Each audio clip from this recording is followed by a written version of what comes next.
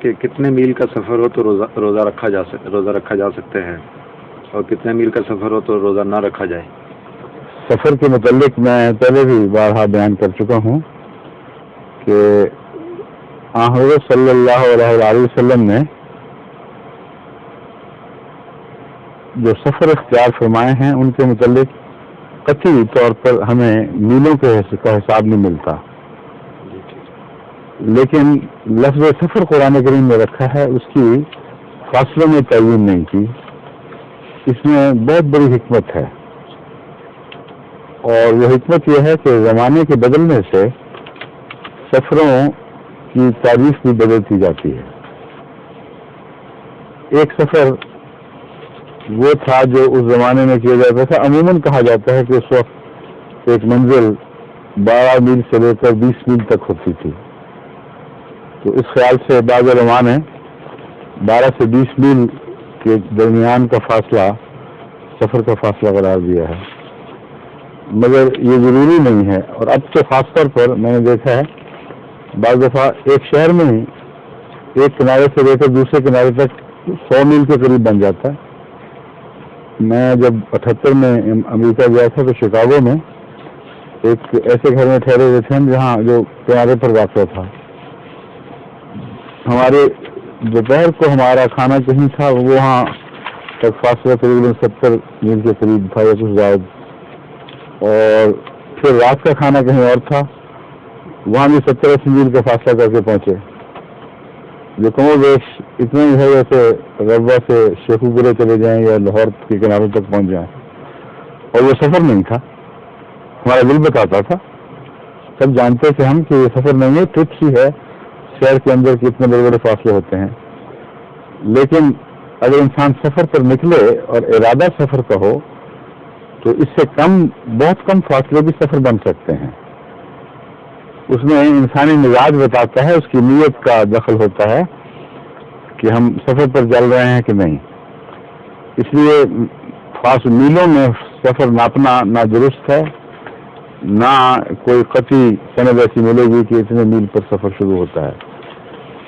جب آپ گھر سے بے گھر ہوتے ہیں اور کچھ عرصے کے لیے یہ ارادہ کر کے نکلتے ہیں کہ ہم اب کون ہے اچھا کچھ عرصے کے لیے ہم باہر رہیں گے، تو سفر شروع ہو جاتا ہے۔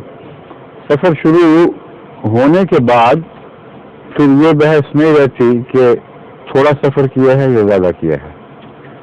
اگر آپ سفر کی نیت سے نکلتے ہیں تو تھوڑا سا سفر کرنے پر بھی آپ کا سفر شروع ہے، اور یہی حال واپسی کا ہے۔ حضرت علی رضی اللہ تعالیٰ عنہ سے متعلق روایت ملتی ہے کہ جب آپ سفر سے واپس آیا کرتے تھے تو شہر میں داخل ہونے سے پہلے جو نماز پڑھتے تھے وہ قصر کرتے تھے، حالانکہ شہر ہو سکتا ہے کوس 2 کوس کے فاصلے پر رہ گیا ہو۔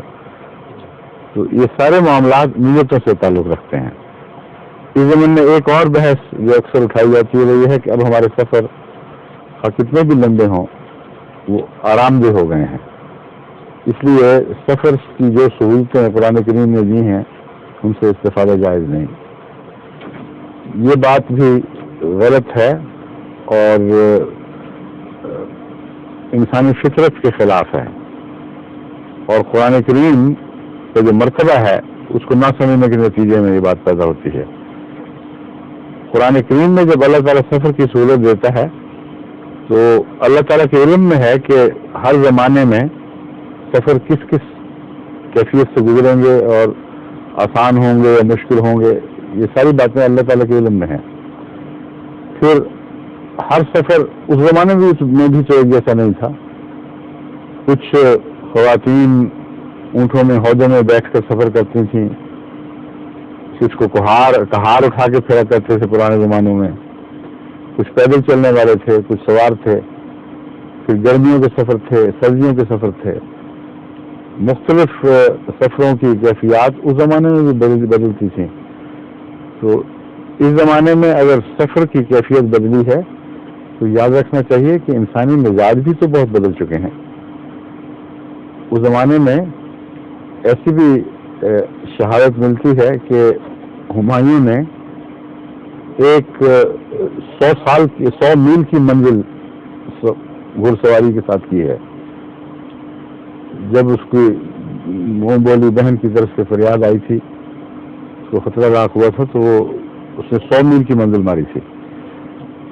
بس وہ بھی لوگ تھے جو ایسے کڑے بدن کے تھے کہ 100 میل کی منزلیں گھوڑوں پر طے کرتے تھے. آج حال یہ ہے 10-12 میل گھوڑے پہ جو کرے تو جوڑ دکھنے لگتا ہے. تو اس لیے مزاج بھی تو بدلے ہیں. اب دیکھ لیے سفر کتنے ہی آسان ہو گئے ہوں. جو شخص 6 گھنٹے میں جیٹ میں بیٹھ کر یہاں سے لندن سے امریکہ پہنچتا ہے، وہاں پہنچتے پہنچتے اس کا تھکاوٹ سے یہ حال ہو جاتا ہے کہ باقاعدہ اس کو مشورہ دیا جاتا ہے کہ تم فوری طور پر اپنی کسی اہم میٹنگ میں نہ جاؤ اور ڈرائیونگ خود نہ کرو، جیٹ لیگ ہو گیا ہے. تو زمانہ بدلا ہے تو ساری کیفیات بدلی ہیں. اس لیے اللہ تعالیٰ کے علم میں تھا جہاں آپ سمجھتے ہیں کہ سفر ہے وہاں سفر کی صورتیں ضرور ہوتی ہیں. گھر کی اور بات ہے، سفر کی اور بات ہے. وہ پنجابی میں کہتے ہیں جڑے ایس چبارے نہ بلخ نہ بخارے. جب انسان گھر سے نکلتا ہے تو مسافر بن جاتا ہے اور بے آرامی شروع ہو جاتی ہے. ظہور مہدیے آخر زمان